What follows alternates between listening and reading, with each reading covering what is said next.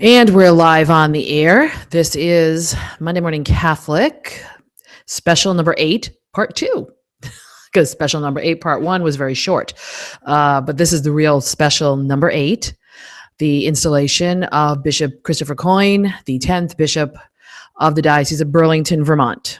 So this is instead of our regular podcast for the week of February 1st, because it's Super Bowl Sunday and we're all going to be watching the Super Bowl. Go Pats!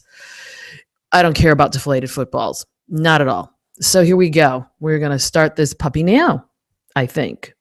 I think everything is going. So we will begin in 3, 2, 1.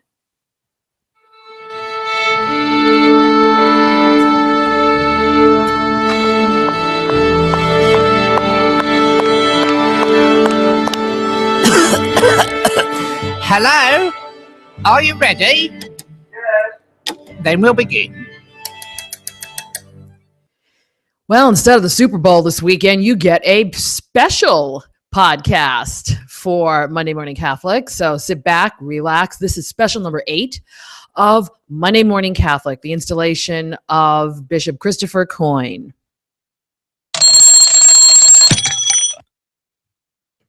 These green hills and silver waters are my home. They belong to me and to all of her sons and daughters. May they be strong and forever free. Let us live to protect her beauty and look with pride on the golden dome. They say home is where the heart is. These green mountains are my home.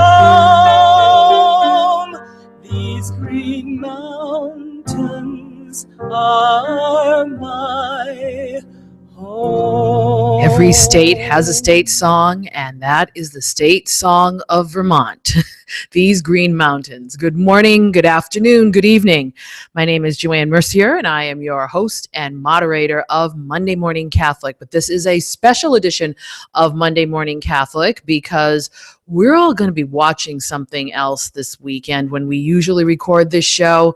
And so I decided to do this.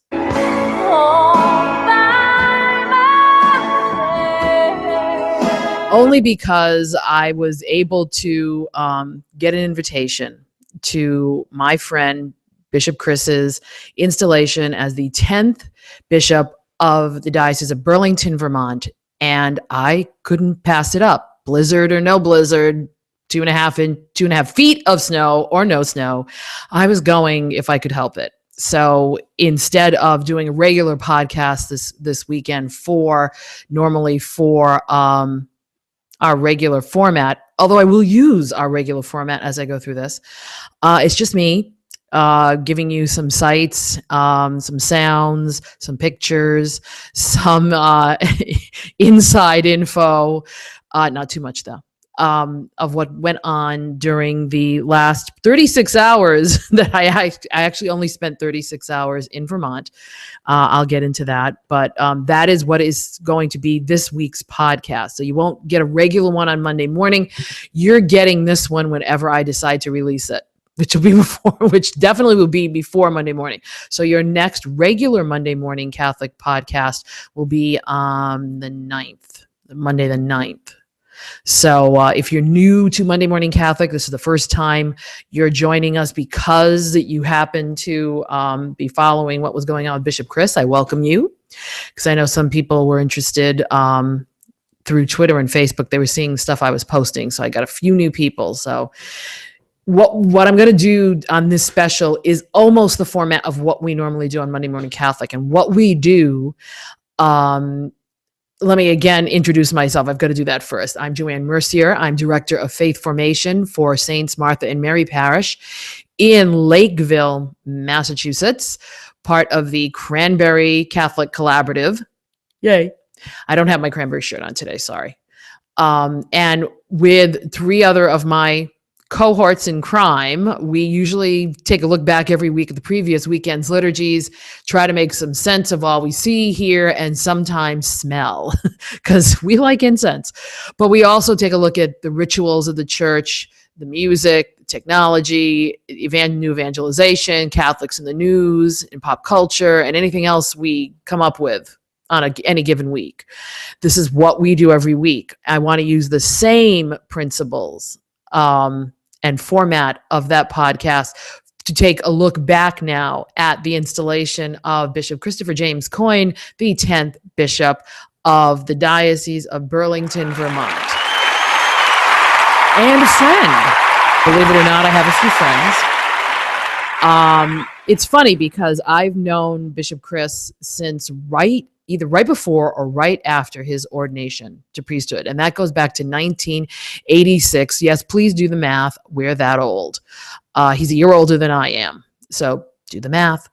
And we met through some mutual priest friends of ours and did some parish charitable work for, I'd say, it was between 86 and I want to say 1995, something like that. Then I kind of saw him on and off, and then we kind of lost touch with each other. As you know how that thing goes, you start working and you start having a life and you start going separate ways. And so I didn't really communicate with him on any kind of level for, I want to say, almost a good 10 years, if not more.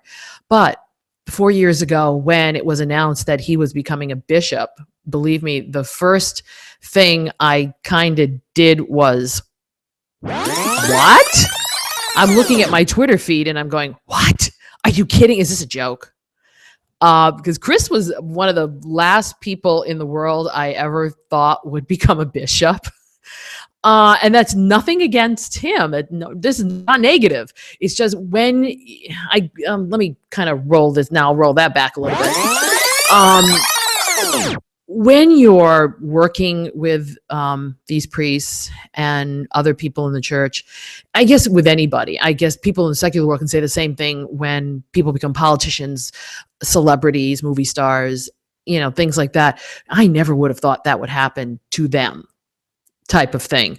And because they're all normal people, we tend to think of these other people as being up on a pedestal somewhere, and they must be really good at what they do. It's so lofty up there, and they're just the best. And, we mere mortals down here can't compete. But he was never one of those gentlemen I ever thought was looking for higher recognition. He had some pretty high profile positions, but at the time was a pastor and very happily as a pastor. I had kept up with him, read some of his blogs, especially both of us being in Catholic New Media. When he started putting up a blog, I started reading it, of course, because I was like, wow, he's doing one too. Of course, at the time I was blogging about American Idol and not the church.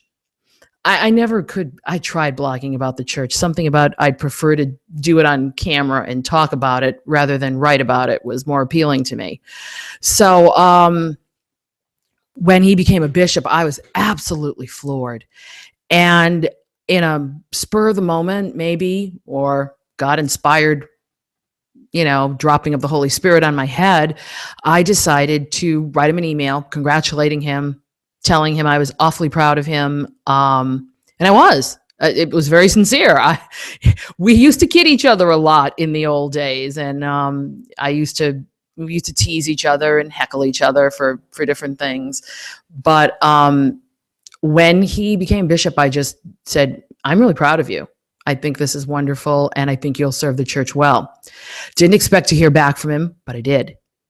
And we started corresponding, and we've kind of gotten back in the groove a little bit as friends. I can call him a friend. I think he calls me a friend. I guess he does. But it's really I think it's a great thing. When he became a bishop for the Archdiocese of Indianapolis, he became an auxiliary.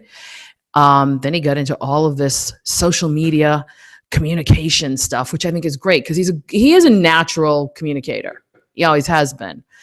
And surprised that a couple of weeks ago, or almost over a month now, when he was appointed to Burlington, I was happy for him that he was coming back home because I knew he was always coming home to visit his mom and the family. And he's a very family-oriented guy as well. So being back in New England is great for him.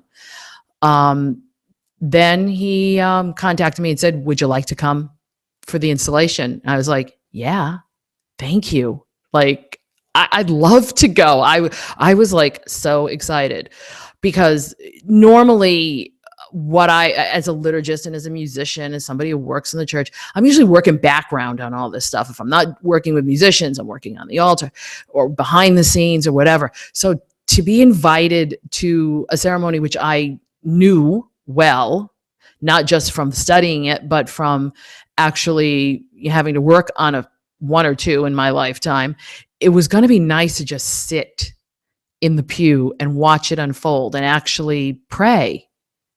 Because I don't usually get to do that a lot when you work in background. You kind of just keep running around, and it's like a boxing match where you just go from one to the next to the next to the next, and it was kind of nice. So I accepted the invitation. Unfortunately, my husband could not go, and it worked out that he wouldn't have been able to go anyway because we got this snowstorm that dropped about 2.5 feet in our area. At least in our area, I had a 4-foot drift on my deck in the backyard. Some people did get more in our area. I think they got up to like almost 3 feet in some places. And so I was worried that I wasn't going to even be able to make it myself. Kevin was no way he was going to be able to go trying to get all the snow off the properties at the Cranberry Collaborative. But I waited till Wednesday morning, took a look at the roads, took a look at my husband and said, I'm going to go. I think this is going to work. I can get there. I can get back. So I got there with very little problem. It was a beautiful ride up. Then when I got there, found out it was going to snow on the way back. So it became, instead of a 2-day, go up Wednesday, come back Friday, it became get there late when, it was almost 6:00 when I got there on Wednesday. And then I was leaving at 6:00 on Thursday to come home because I wanted to beat the snow. So I was there 24 hours, 36 if you count the 9 hours I was on the road. So it comes to almost 36 hours. So it was fun. And so what I want to do is to give you some of that insight, some of what I saw, but then some of the insight of what kind of things behind the scenes. Now, if you want to go look at, because I'm not going to repost any of this information on Monday Morning Catholic because it's already out there. The actual 2 ceremonies that were recorded on, for EWTN and for Catholic TV, they're both on Bishop Coyne's site. So if you want to see both of them, you need to go to bishopcoyne.org/installation. Go right there. And the first 2 things on the top of the page are the solemn evening vespers. And then on the left side and then on the right side is the actual installation. You can watch both of them anytime on demand. Okay. I won't, but there is some video footage that I had produced that I will put up on mondaymorningcatholic.net that I didn't put up on Facebook. I kept people, informed about what was going on Facebook, but I didn't put everything up because I wanted to wait and share everything with you folks at one time. So that's what we're going to be doing today. And we're going to use our familiar format, although I have skewed a few things, but we're going to use our familiar format, and I'm going to use right now, I'm going to focus on the actual installation mass, which was the 29th of January, rather than I'll talk a little bit about the evening prayer that was prior to that after after that, but I want to use the installation mass as our focus for our very first segment that you all know and love if you've been with us. Do you hear what I hear? Do you hear what I hear? And it was a very interesting set of readings that was chosen for this. Overall, Bishop Coyne used the Mass for the New Evangelization as his primary texts for the Mass, but he went and chose some really interesting scriptures.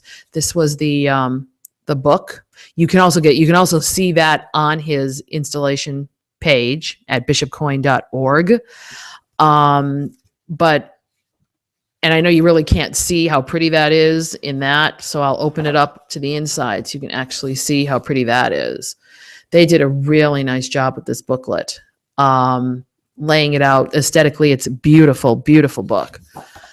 But his selections for the Liturgy of the Word were very interesting. I have to say that much. He used his first reading from the book of Sirach, which I thought was an interesting choice. You don't hear this one very often. So let me, if you're not going to watch the installation, let me read this to you because it's very different. And it's from Sirach 42. It's verses 17 through 24. Even God's holy ones must fail in recounting the wonders of the Lord, though God has given his host the strength to stand firm before his glory. He searches out the abyss and penetrates the heart. Their innermost being he understands. The Most High possesses all knowledge and sees from of old the things that are to come. He makes known the past and the future and reveals the deepest secrets. No understanding does he lack. No single thing escapes him. Perennial is his almighty wisdom. He is from all eternity one and the same, with nothing added, nothing taken away, no need of a counselor for him.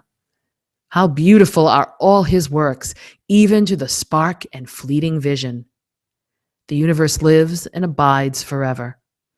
To meet each need, each creature is preserved. All of them differ, one from another, yet none of them he has made in vain. That was beautiful text. I want to say that he was looking at just, if you ever been to Vermont, it is a very beautiful landscape. Now, granted, the road I was on traveling was a little bit desolate at times, but when I got glimpses into the valleys, because it was mostly mountain road, they were just lush and gorgeous, and I can imagine what they look like in the summertime. And I think using this text is a reliance on God, yet it's also that God puts everything in its place for a reason. And all of them are his works, and all of them are beautiful. And what a great way to start out a ministry amongst the people, by helping them to see that you recognize that as well. That you come in with no preconceived notion, that you see them all as God's chosen, and that you're going to minister to them, all of them, accordingly. So I thought it was a great, great choice of text. The psalm that was used was Psalm 145. I will praise your name, my King and my God. It was the David Haas version from Psalms of the Church Year, Volume 1. Now, if music for this type of stuff, yeah, I can get opinionated about music, only because I've done it myself at these types of events and liturgies, and I know the pressure that goes into it and the pressure that's put upon cathedral musicians, because I started out as one, so I know that. I thought they did an admirable job with it. The soloist was wonderful. I just felt that they didn't know the piece previous to it being offered. Now, I may be wrong, but here's my criteria for making that statement. In this piece, there is a 9/4 measure or something. There's an odd measure in there. When people really know it, it's never called attention to, or they don't try to straighten it out and make it like 4/4 time, or something straight. I could tell they were tripping over it all the time, which is why I'm saying this may not have been a piece that was known to them. It was a trip every single time. And the musician in me just caught it. Now, no one else did. Maybe the bishop, because he knows the piece, or maybe anybody else who did. But that's the only thing. But I know musicians in this position get thrown a lot of music that they may not know. So it's a balance of, we want to show what we can do, but we also want to, this is the bishop's request. We want to honor it. So I give them tremendous, tremendous credit for pulling it off. They sounded great. There was a children's choir. They sounded great. A little bit more on the music after, but this was I love that psalm. It's one of my favorites. So I was glad it was chosen. The second reading was Paul's infamous or famous Colossians 3, put on then as God's chosen ones, holy and beloved, heartfelt compassion, kindness, humility, gentleness, and patience, bearing with one another and forgiving one another. We've all heard this one before, but it's a great prayer to start off. Again, a compliment to Sirach, and a great prayer for someone who's coming in from afar and they don't know him and he doesn't know them, but to start off with, let's start then, in all of these, put on love, which is the bond of perfection. And I think he's definitely coming in a spirit of loving and caring as a pastor would for his flock.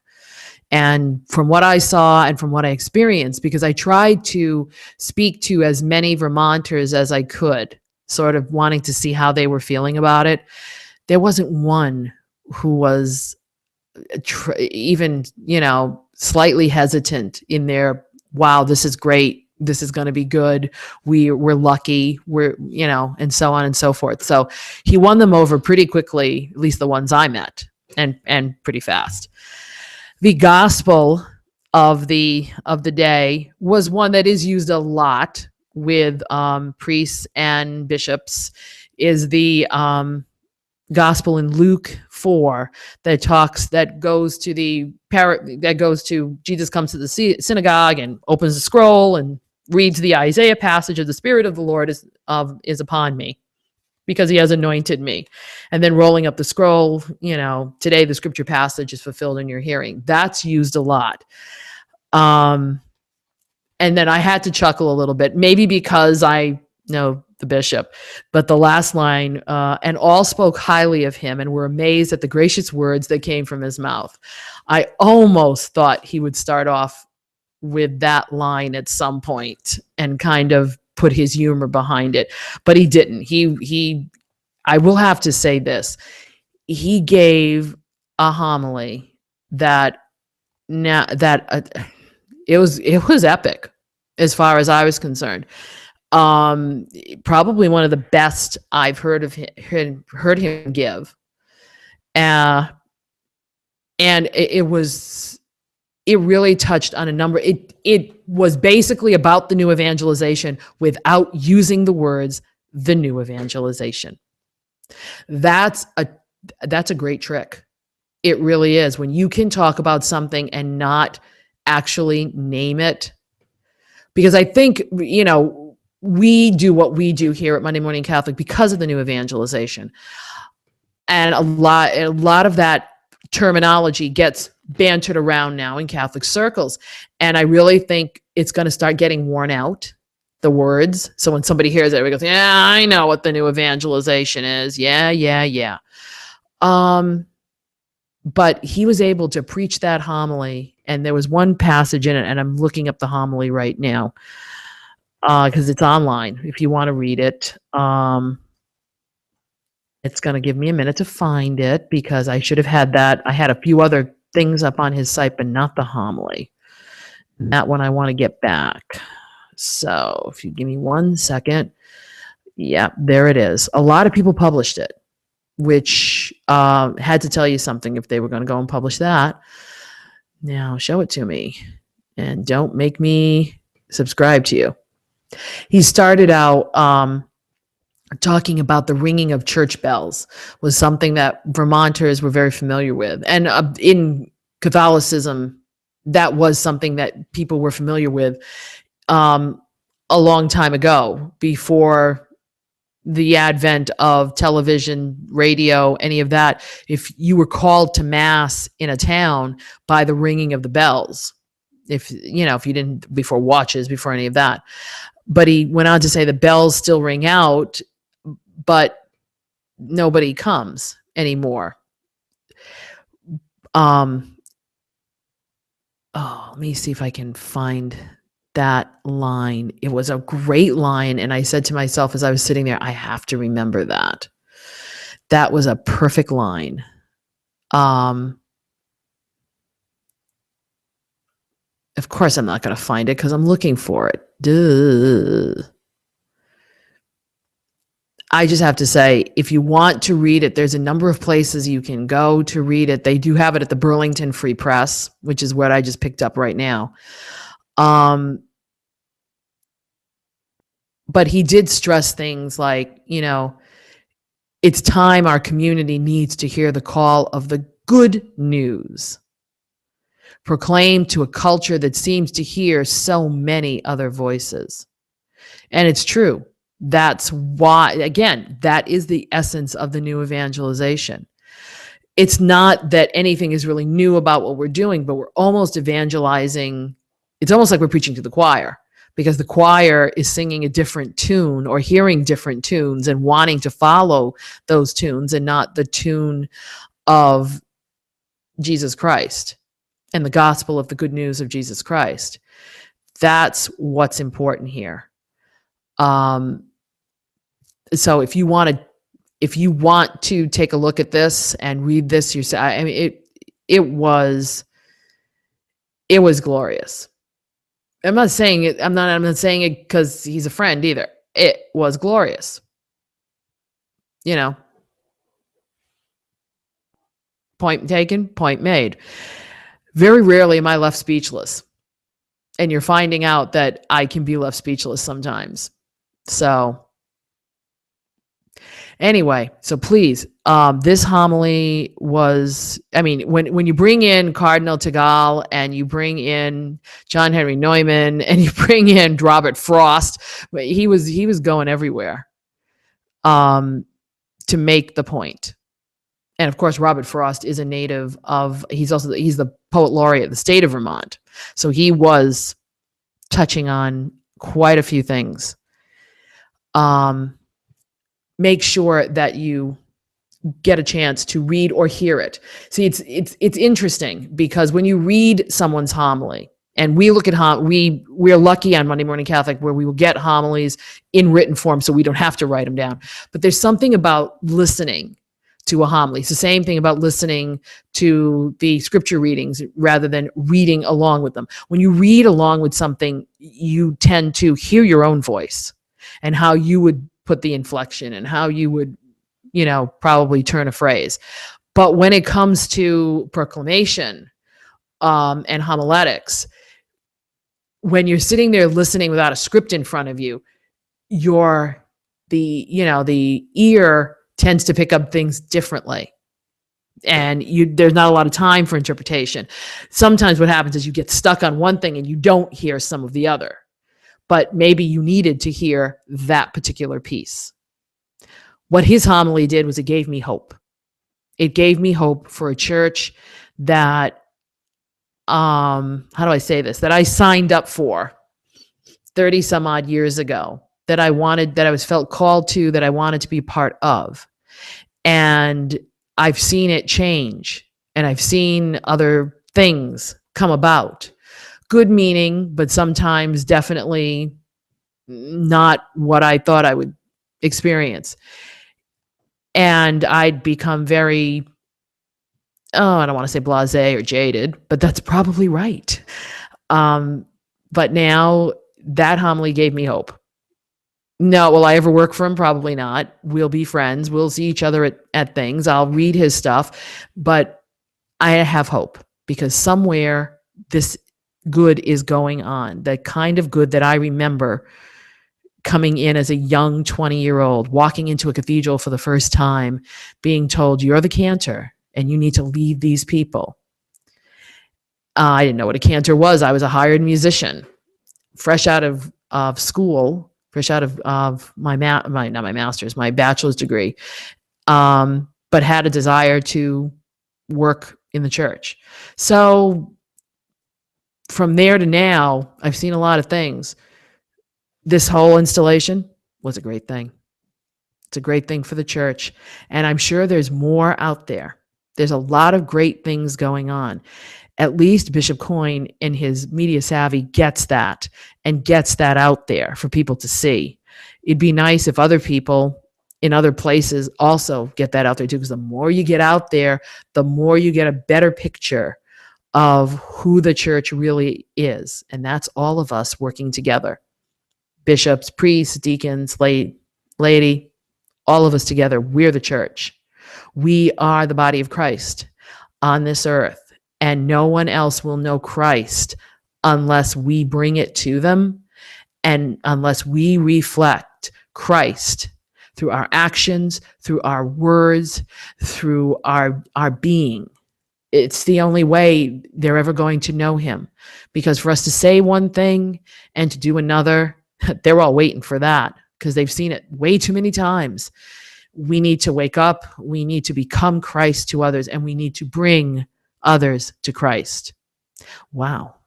I just got up on my soapbox. Yikes. Sorry about that. And maybe I just needed to say it. Okay. But that's how I got inspired.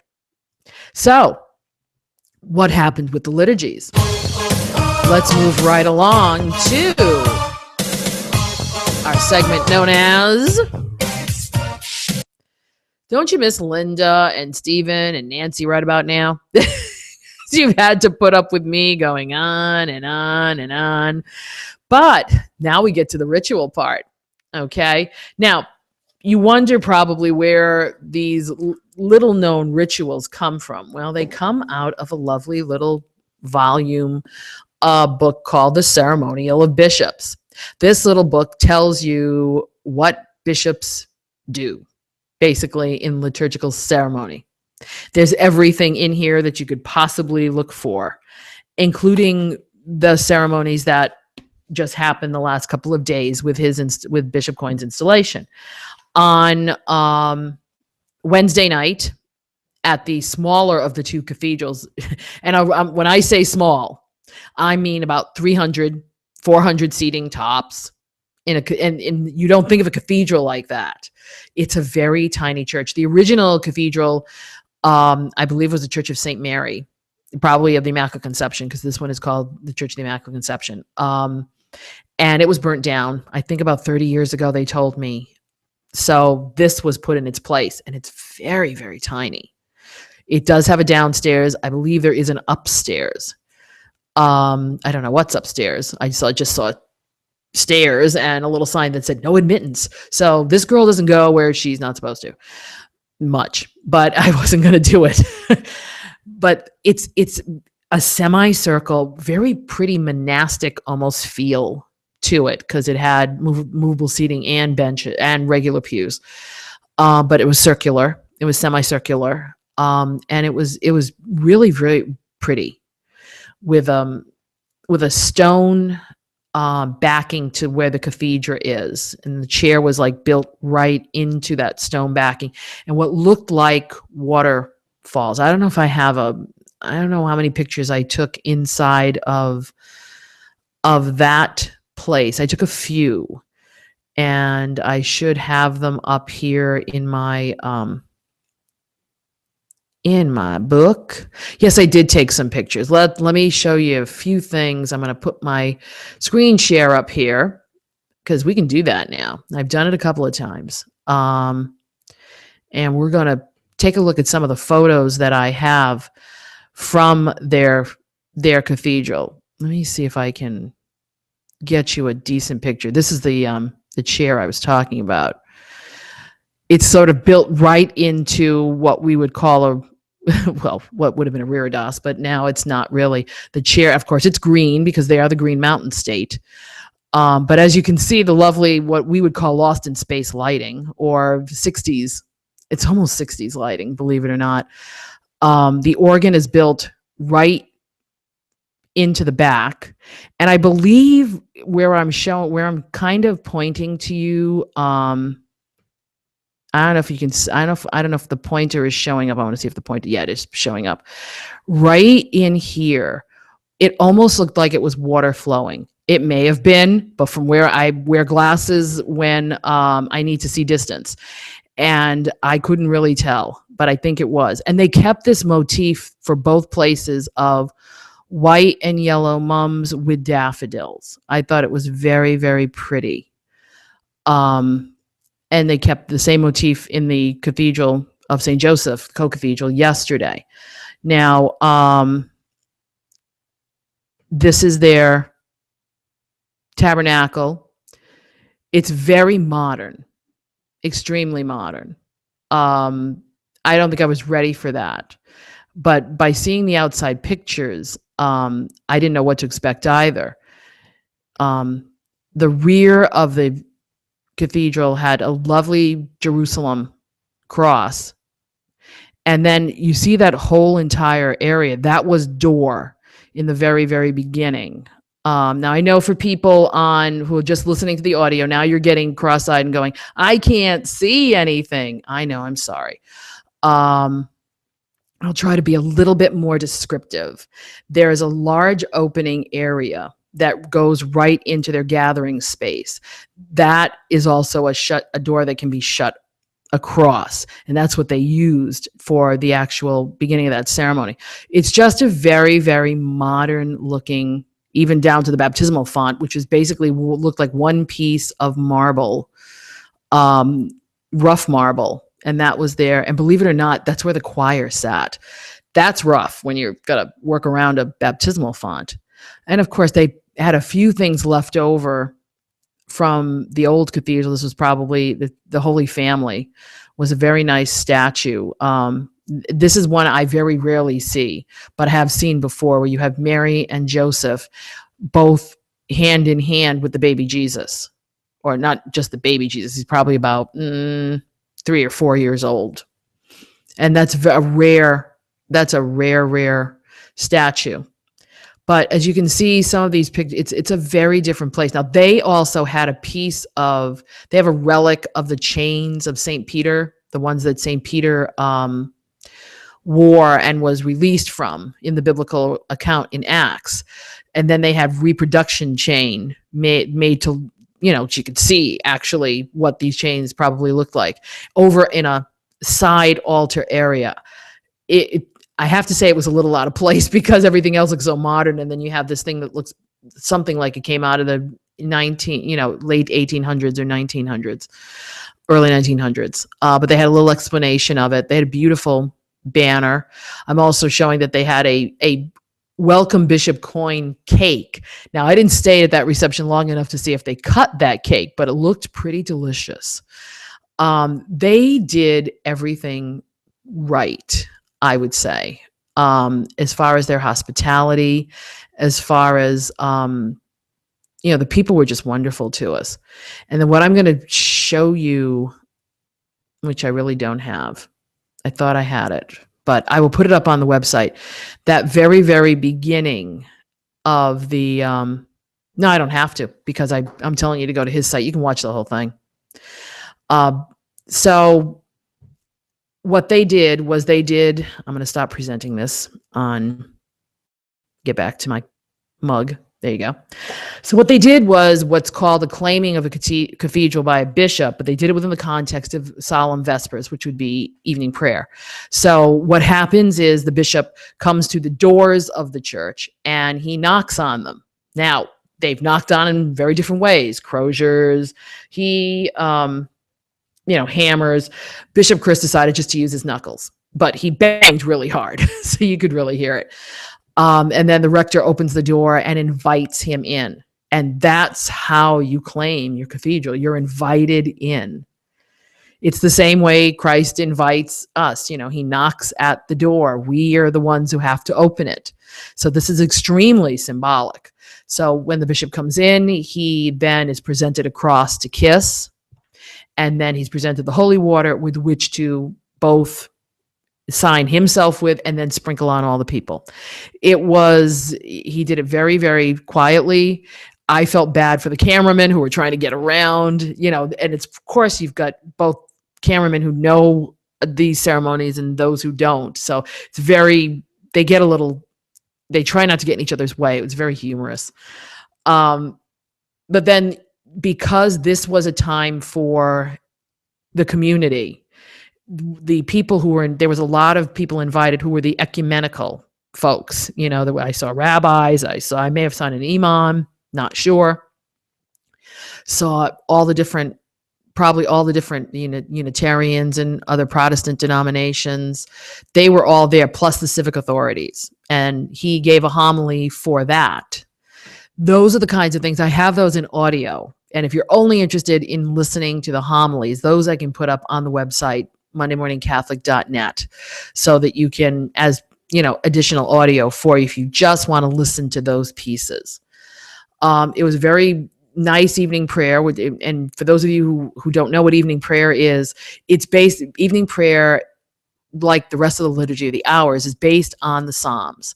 So you get an opening, you get 3 Psalms usually, or maybe 1 Psalm chopped up into 3 pieces, depending on the day. He was using the feast of Thomas Aquinas, which I thought he kept to the day, as the liturgist that he is. He has a doctorate in liturgy, so not much gets past the boy.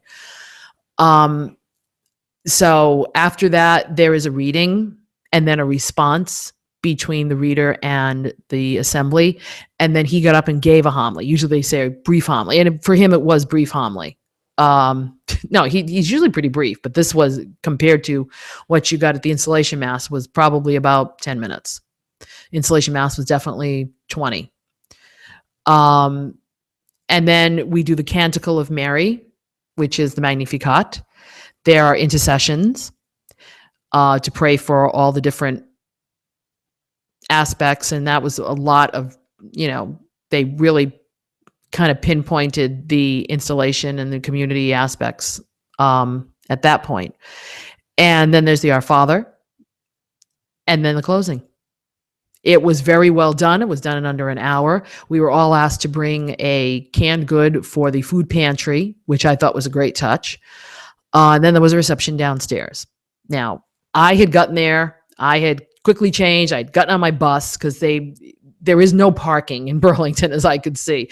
I could not see a lot of parking. So these buses were a godsend to all of us who, A, didn't know the area, and B, needed to be point A, point B. But then we were pretty much kind of, when the bus goes, you go. So we got back, and that was a very lovely ceremony.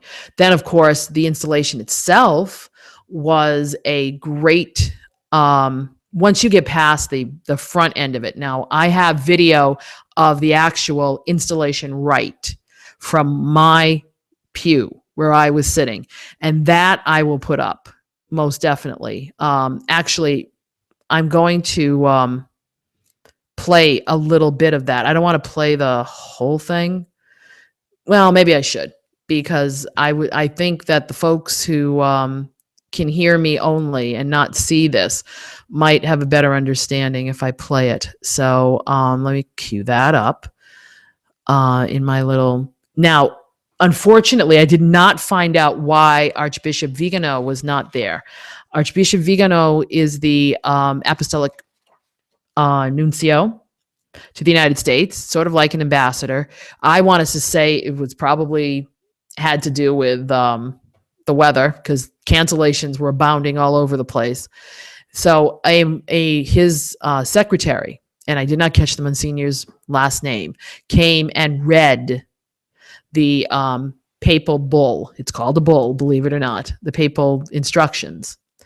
And what that is when Bishop Coyne came into the cathedral, he went and sat off to the side, actually with his about 24 priests who came from the Archdiocese of Indianapolis, which I thought was a great touch. He went and sat with them because at that point he was still a bishop in the Archdiocese of Indianapolis. He sat with them until the papal bull was read.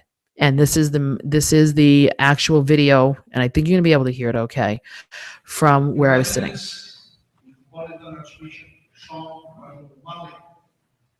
Your Excellency, Bishop Designate Christopher Coyne. We are bishops and bishops, and priests, deacons, consecrated religious, and faithful of the Diocese of Dublin.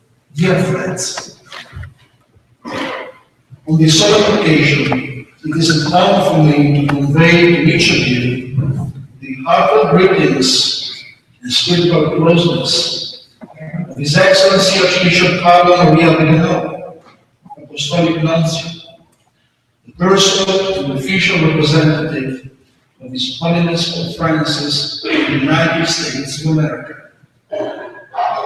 It is my pleasure at this time to read for you the Apostolic letter by which our Holy Father appointed Bishop Christopher Coyne Chief Shepherd of the Diocese of Dublin.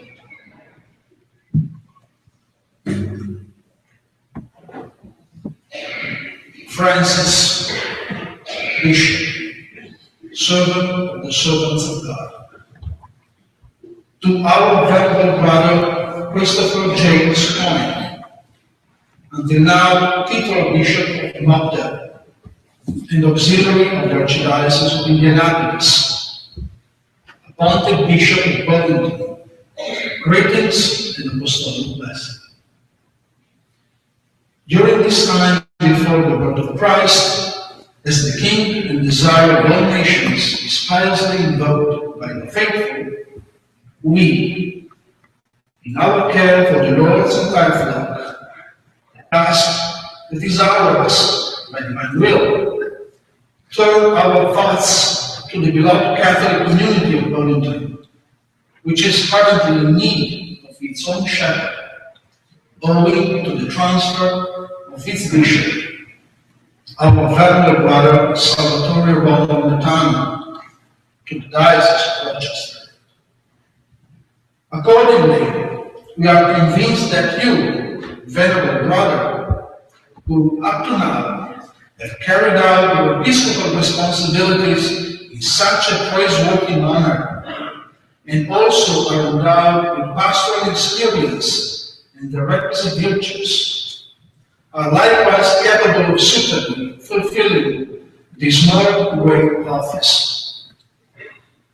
Therefore, upon consultation with the Congregation for Bishops, by virtue of our apostolic authority, we release you from the bond of your previous see and the office of auxiliary of the Archdiocese of Indianapolis, and we appoint you ordinary of the Cathedral Church of Wellington, granting to you at the same time the rights and obligations which are connected to this office by canon law. In addition, you will take care to inform the clergy and the people of your diocese about this our letter, and we earnestly exhort all of them to receive you with the esteem and devotion owed to you as their new shepherd. Finally, venerable brother, we prayerfully commend your ministry to the intercession of the Blessed Virgin Mary and Saint Joseph, that each one of the priests and the faithful of your diocese may receive the crown of life, which God has promised to those who love Him. Given the throne at St. Peter's on the 22nd day of December, in the year of the Lord 2014, the second of our pontificate, Francis. And see what happens then is the deacon comes over and then shows everyone the men standing, if you're watching this, the gentleman standing in front of the representative are the College of Consultors for a diocese, and they're usually the vicar general and a few other chancellor, few other folks, and they get to see the papal bull first by the deacon, and then he shows it to everyone. So what happens then is once he finishes showing that to people, then Cardinal Sean goes ahead and brings Bishop Coyne forward. Mandate be shown to the people. So he says, show it to the folks, which is what he does. And it's really nicely done with the stamp, still a nice wax stamp on there from Pope Francis himself. Most Reverend Christopher J. Coyne, you have heard the letter of His Holiness Pope Francis. You are called by the Holy Spirit to serve Almighty God, the people of the Diocese of Berlin. Faith, love, as their shepherd. Having already accepted the appointment of the Father, are you willing to serve the people of this diocese in the tradition of the apostolic faith of the Church? With faith in our Lord Jesus Christ, and with the love of God in my heart, I do accept the pastoral care of the people of God in the Diocese of Berlin. I resolve to serve faithfully the spiritual needs of this local church. And with that, Cardinal Sean gets up, takes the crozier that he came in with, and takes him by the arm and brings him right to the cathedra, which is the chair of the bishop, hands him the crozier. Once he sits down, he becomes the bishop of the diocese. And the look on Cardinal Sean's face was one of absolute glee. He was happy. And right well he should be, because Bishop Coyne is from the Archdiocese of Boston, and was very instrumental when at that time Archbishop O'Malley came to Boston. Bishop Coyne was working in the media office at the time, and was also doing the office for worship concurrently, I think. I'm trying to remember my history. But that is all. That's the entire rite. The rest of the Mass goes on as usual. And of course, there's all kinds of the best stuff that Vermont Catholics could bring forward and do. And right out, they do, everybody comes up right after to be introduced to him. And what I thought was great was that I'm watching this. Now, normally you go up, you bring your representatives up, you tell them, sometimes you say where they're from, sometimes you don't. They decided they're going to, okay, these are representatives of the priests. These are representatives of the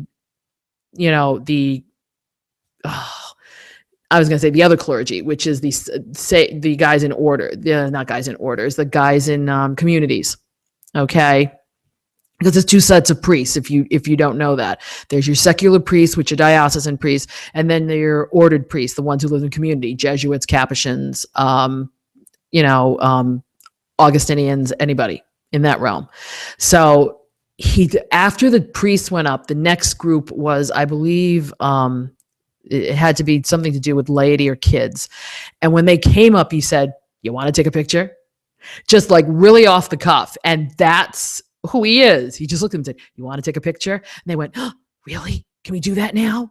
So the next probably 15 groups of people that came up, he would shake their hands, find out who they were, and then say, "Let's take a picture," because the photographers were right there. So everybody was getting a picture with the new bishop.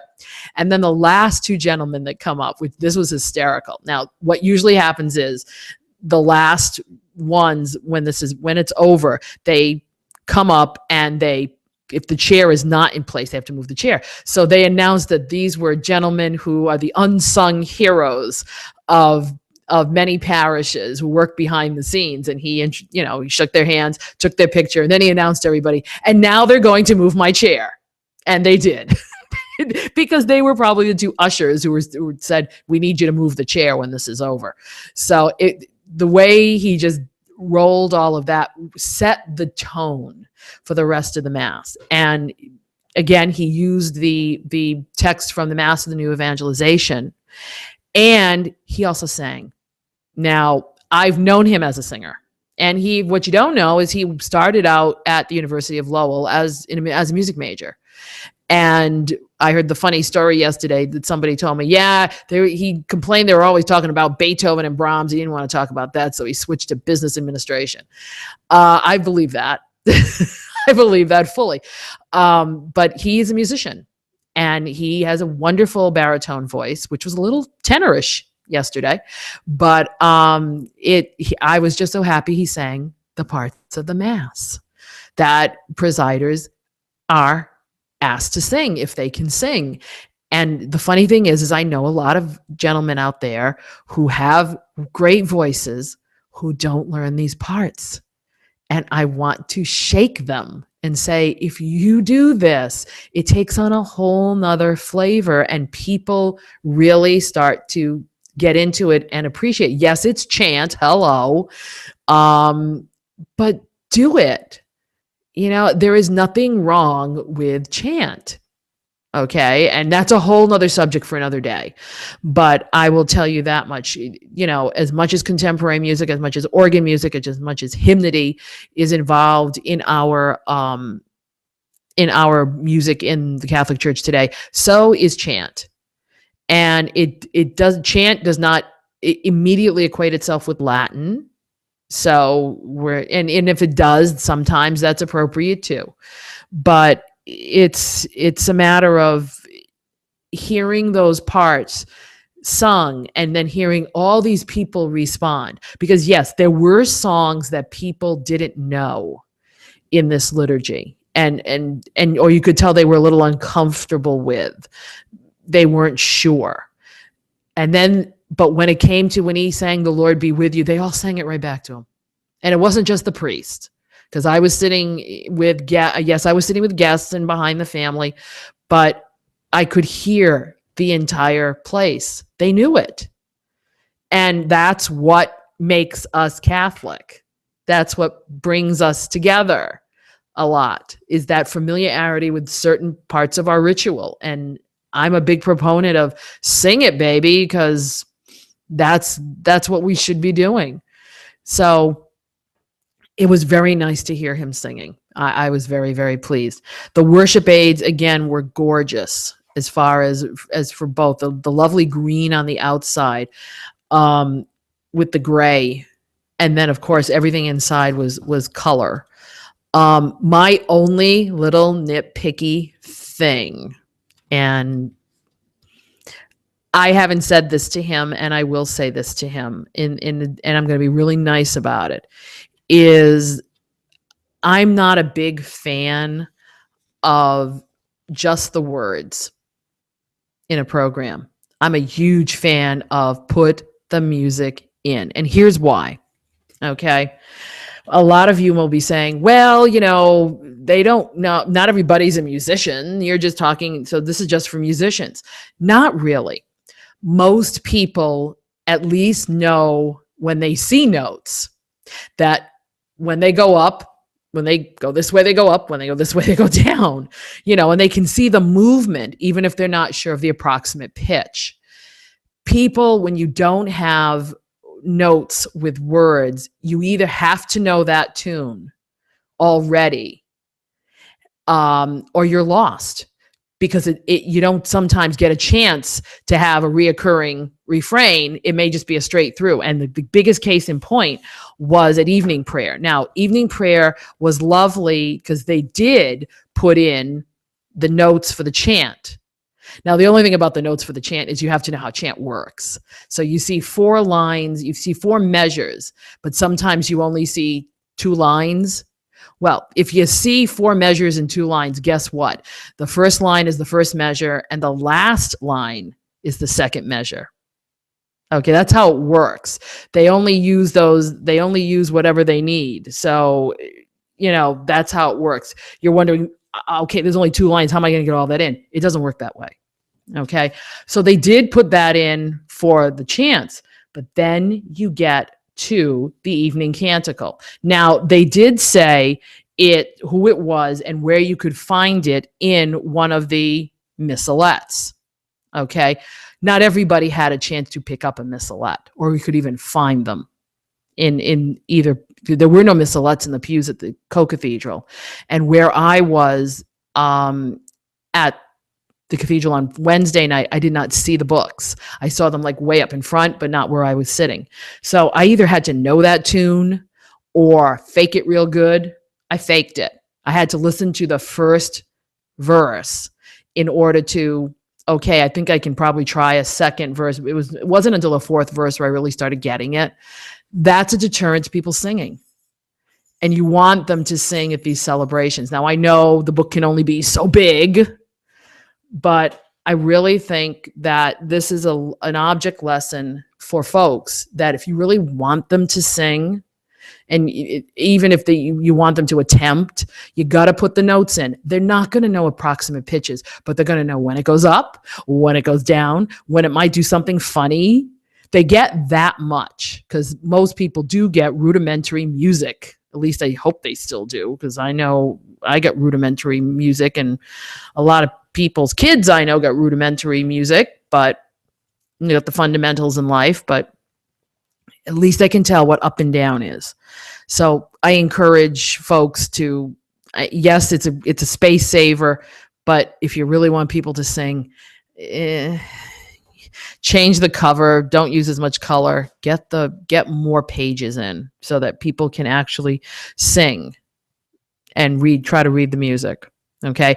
I'm off of my soap opera now, my soap opera.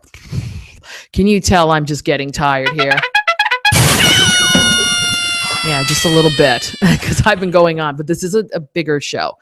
I would be remiss if I didn't go into our segment of Can you hear me now? I bow to you. our lovely segment, Can You Hear Me Now? Technology and evangelization, because this installation was full of technology and evangelization. In fact, it even had its own hashtag. Get it? It was hashtag VT Bishop. And if you go to hashtag VT Bishop on either Twitter or Facebook, because I know I was using it on Facebook too, you will find a lot of behind the scenes coverage. He had somebody tweeting out under his official Bishop Christopher Coyne Facebook and Twitter, and he was under his own private one. But it was everybody was tweeting, different things. I did, and a few other people too. I didn't think we could get it trending because I didn't think it was going to be that big, but we got it out there. And that's part of what he does as, the incoming chairman of the communications committee for the U.S. bishops.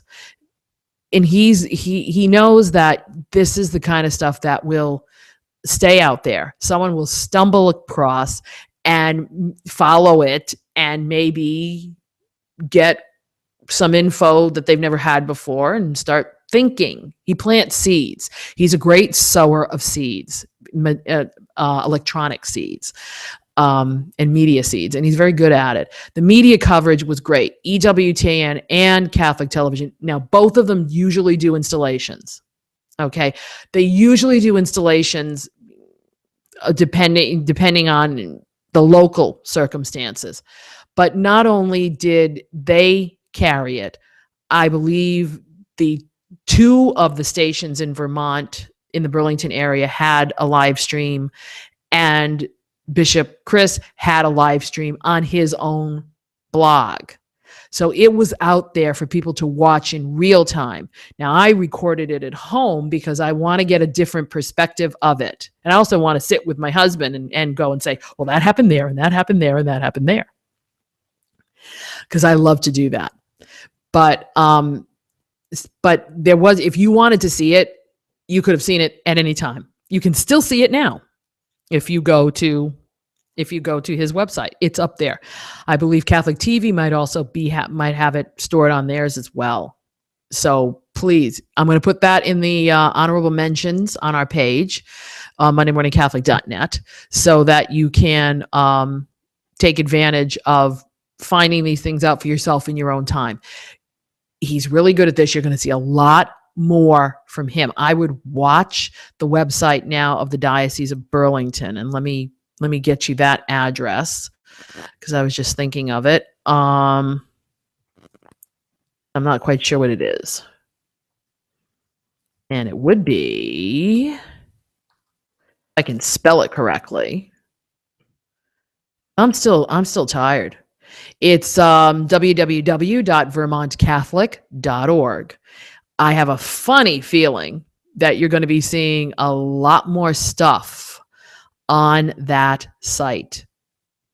A lot, because he's going to take advantage of whatever he can. He already has on there, if you go to their opening page right now, what is a Vesper service, the role of a bishop, the bishop's coat of arms, his biography, the history of the diocese, both programs, a photo gallery, stories and photos on the Vesper prayer service, and stories and photos on the installation. Plus, he now has a Twitter feed up there, which they did not have before. So this is very good. You watch this because it's just going to explode, and this diocese is going to be up and running in technology and evangelization, in short order. I would expect nothing less from Bishop Chris. Finally, Here comes big fun. We're gonna have it now. Big Fun is our usually our last segment with just random potpourri, whatever. And for this one, I want to talk about the Vermonters themselves. Like I said earlier, I had a chance to sit with a lot of them, as many as I could, just to kind of chit chat and see what they were thinking. And they're excited. I like to see people excited about a new bishop. I really do. Because a bishop, just like a pastor, can make or break the atmosphere in a diocese or a parish.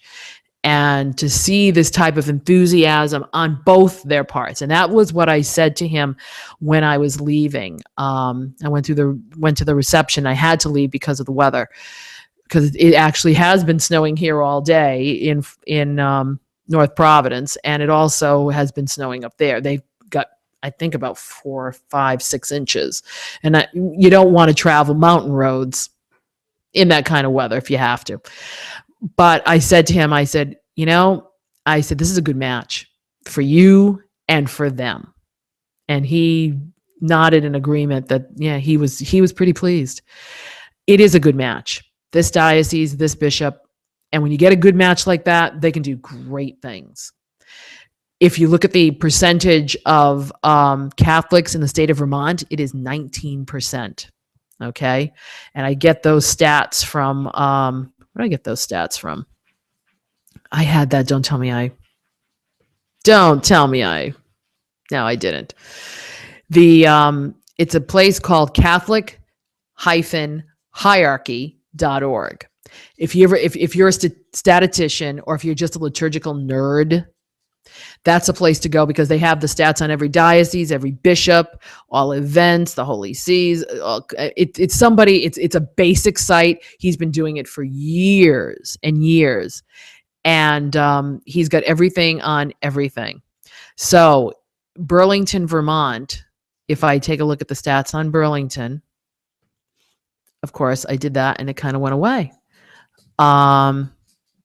It gave me what the stats were. This is a 2012. The total population is about 650,000 people in the state. Of that, about 123,000 are Catholics. That was 19% of the state. It said in 2012 that they had 100 priests, diocesan priests, 35 religious, for a total of 135. And they had about 44 permanent deacons and 74 parishes. So I believe it's got the priest count. It may be a little less now, 2 and some odd years after that. But there's a lot of work to do in Vermont. Now, I don't think he's there to totally convert everybody, because that's not what we do. But we will bring the good news of Jesus Christ everywhere, and he's going to be bringing it to the people of Vermont. And let's see how many seeds he can sow and what kind of fruit will bear from those seeds. It'll be very interesting. The Vermonters also showed us a lovely sense of hospitality. They really did. They went all out. I spoke to the woman who was there. I'll use the term loosely, party planner, but she pretty much set up all the hospitality, both at the convention center and we're talking convention center. We're not talking like this is New England. Convention center is just small. But at the convention center and for the 2 occasions. I mean, I walked in. Now, again, I usually work the back end of these things, so I don't get to experience the front end. But as I showed in my video, and I still have it in the bag because I will unwrap it tonight, we got a gift bag when we got in. And it has all kinds of lovely things, especially this little ornament made out of maple, out of Vermont maple. But of course, there were snacks. When you go to a hotel room, and you're there for a couple of days, you don't want to open up the mini bar or eat anything that belongs to the room, because it's twice as much money as you'd normally spend. So there were snacks, there was water, there's like candies in here, little Vermont candies. There was an apple in case you wanted a Vermont apple, and pretty good apple. Of course, there was water. Of course, there's always the obligatory, here's stuff on Vermont. And they gave us a book, believe it or not, Vermont's first Catholic bishop, and it's the life of Bishop Louis de Guesbriand. I'm not very good at French, sorry. But we now have a book on the first bishop, and there's some pictures in here on some of the communities that were founded. And of course, now I thought this was classy, a bottle of wine, which was very, very nice. This is Snow Farm Crescent Bay Red. It's a red table wine, not opened. I wasn't drinking while I was there at all, because I knew I had to drive back quickly. And of course, mittens, because when I woke up yesterday morning, on Thursday morning, it was 2 degrees below zero. And that's not the coldest they're going to be in a while. They're supposed to be a lot colder coming up. So they'll be like, their high will be like 5 degrees below zero, probably. It's really up there. I would say Burlington is about maybe a 30-minute ride to the Canadian border. If not that, if maybe lower, maybe less, probably an hour and a half away from Montreal. I considered taking my passport. I really did. But no, I knew I wasn't going to make it to Canada. But they were lovely people, and I really took a shine to them. They were warm. They all introduced themselves to me, immediately. You're not from here. Nope, couldn't tell that by the accent, couldn't you? But they were great people, and I want to thank them, all of the ones I spoke with, whose names I cannot remember anymore, because that's what happens when I meet people. It kind of goes one ear and out the other after all these years. But they were lovely. And I want to thank them for a wonderful, wonderful time.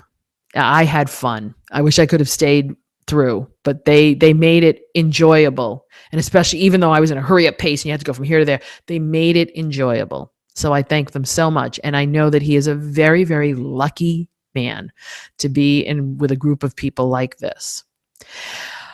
I thank you so much for hanging in there with me. This is a much longer podcast with not as many of my lovely, when I do this, when